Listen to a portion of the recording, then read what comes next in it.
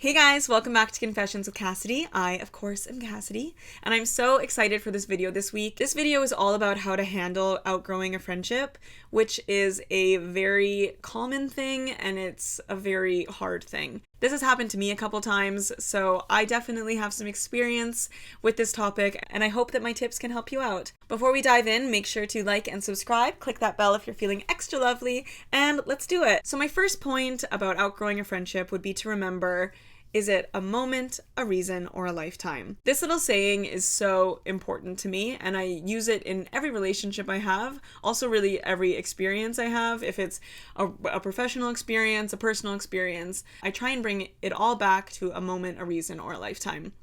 And when it comes to friendships, this is a very, very important tool. I think when you create a new friendship, you go into it expecting it to be forever. You meet somebody, they click with you right away, and you have this new friend, and it's so exciting, and it's just like there's no better feeling than making new friends. So it's kind of tough when you start realizing that maybe this isn't a lifetime friend. But then it's so important to come back to this saying and be like, okay, why am I friends with them? Was it only just because we were kind of in the same social circles, but now I've moved away and we don't really talk anymore? Or is it that they absolutely changed your life? They gave you an opportunity to get a job at like your dream place, and now you're moving on and the friendship isn't moving on with you. There's so many connections and reasons why you're friends with people. So this moment, reason, lifetime is just a really important thing to just remember. It also goes with like relationships, jobs, everything. So just keep that in mind with all your relationships in life, especially with friendship ones, because they're a little bit more transient than like a significant other relationship. My second point would be to acknowledge that you're at different stages in your life. If you meet your best friend in college and you are the two party girls and you're living your lives and you are just like peanut butter and jelly and it's amazing, but then fast forward 5 years and one of you is engaged with a dog and a house and the other one is still living it up in the city, it can be really hard to continue that relationship because it's just kind of butting heads. From one side, the friend that's still wild and free is wanting to still have her friend to be wild and free with and holds on to those experiences that you guys shared when you were in college. Where the other friend wants to be making a charcuterie board and having a glass of wine with her fiance.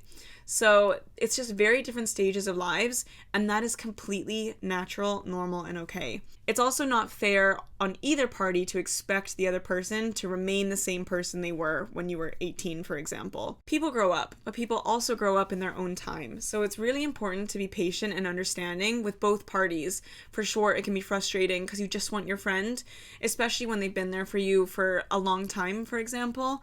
But, people grow up, and it's okay to not be on the same page all the time.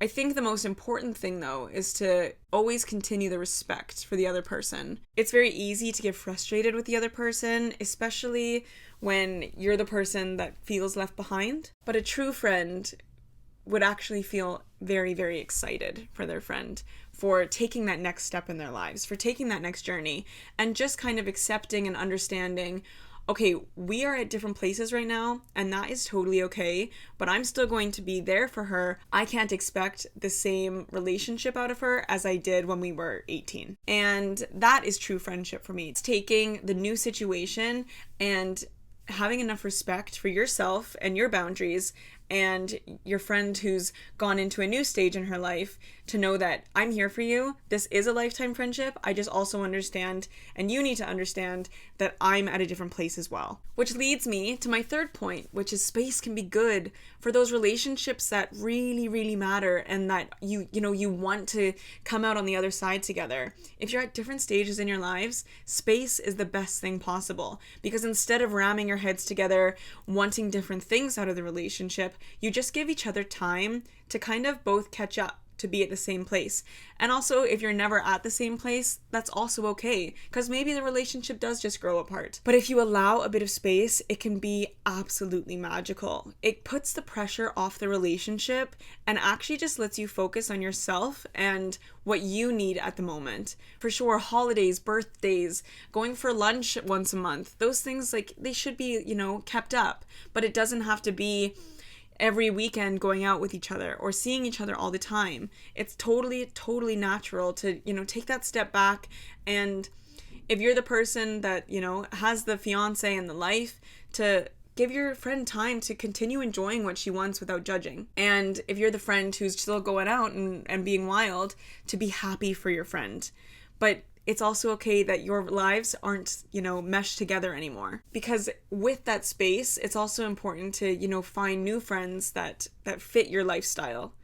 If it's the other couple friend, or it's the girl that lives in her apartment building that still wants to go out every weekend. It's important because when you give yourself space, you allow new relationships to come into your life. And that doesn't take away anything from the relationship that you have with your friend. It just gives you an opportunity to continue to grow by creating space. My fourth point is the most important and should make you feel very good, which is you can always grow back together. Different life paths and space and a moment, reason, lifetime are all very important points to understand why you may not have the relationship like you did before. But we've got a long time here, so I think it's just really wonderful to also understand that those relationships can be exactly like you were when you were 18, just at a different stage in your life. Maybe both of you eventually get married, have children, and you get to finally have that life together that you always planned of when you were in college, that one day we'll get married and we'll have kids and we'll be best friends and have a beautiful friendship life together. And that will be so amazing. But it's about giving yourself the patience to let both of you catch up to the next stage of your life. And also to understand that it might not look exactly how you dreamed it. True friendship can last no matter what.